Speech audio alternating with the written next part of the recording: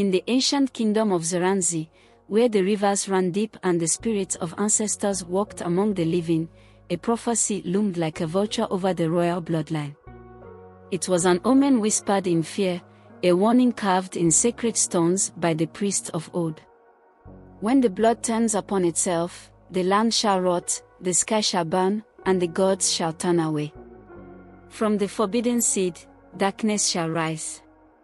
For generations, kings ignored the warning, until Prince Jabari, heir to the throne, unknowingly unleashed its wrath. Jabari was the pride of Ziranzi, a warrior whose name was sung in battle chants, a ruler in waiting whose wisdom rivaled even the elders. His mother, Queen Nyahera, was revered like a goddess, for she had ruled as regent after the old king's death. Her beauty had not faded with age, and her presence commanded both fear and devotion. One fateful night, during the sacred festival of the twin moons, the kingdom celebrated under the glow of two silver lights. It was a night when spirits roamed freely, when the ancestors whispered their guidance to the living.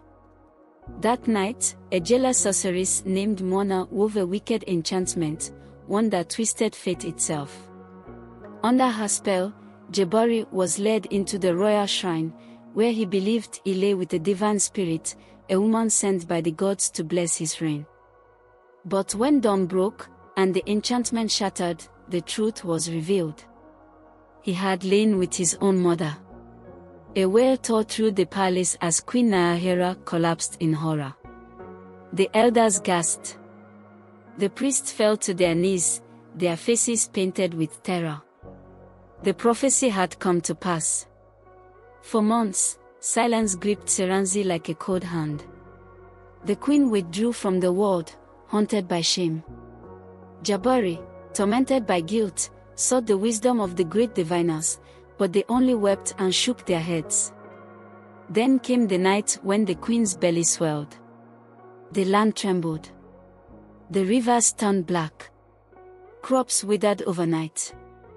The air thickened with the scent of death. And in the shadows of the palace, the people whispered, "The cursed child is coming." On the night of the birth, the sky split open. A blood-red moon rose, casting an eerie glow over the palace.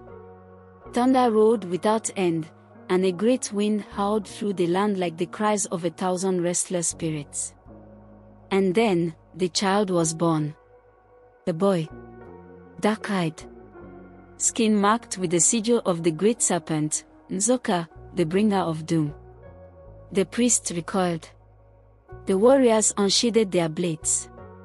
"Kill him," the high priest screamed. "Spare us from the wrath of the gods." But Queen Nyahera, her heart torn between a mother's love and the weight of her sin, clutched the child to her chest. With tears in her eyes, she turned to her son, Prince Jabari. "We must flee, my son, before the gods demand his blood."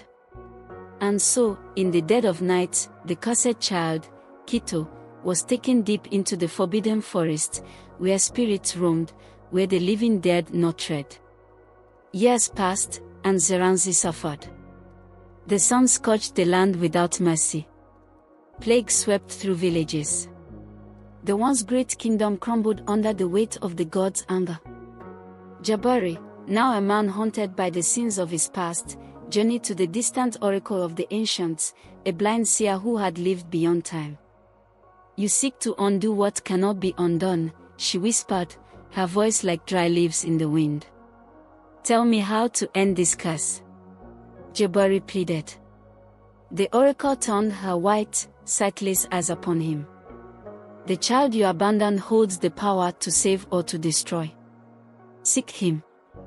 But beware, the gods do not forget." Jabari returned to the forbidden forest, where he found Kito, now a boy of 13, with eyes that burned like embers, power humming in his veins. Animals bowed before him, the trees whispered his name. He was no ordinary child. "You have come to kill me, father?" Kito asked, his voice deep beyond his years. Tears welled in Jabari's eyes. "No. I have come to beg for your forgiveness. The boy looked past his father, to the heavens above. Then he spoke, and his voice shook the land. I am neither a curse nor a blessing. I am the reckoning. With that, he walked to the great river that had long since dried, and he knelt. The sky darkened. The wind roared. And with a single touch of his hand to the earth, the rain returned. The rivers ran clear once more. The land breathed. The curse was lifted. But when Jabari turned to embrace his son, Kito was gone. Some say he vanished into the wind, taken by the gods. Others say he walks among the spirits, neither living nor dead.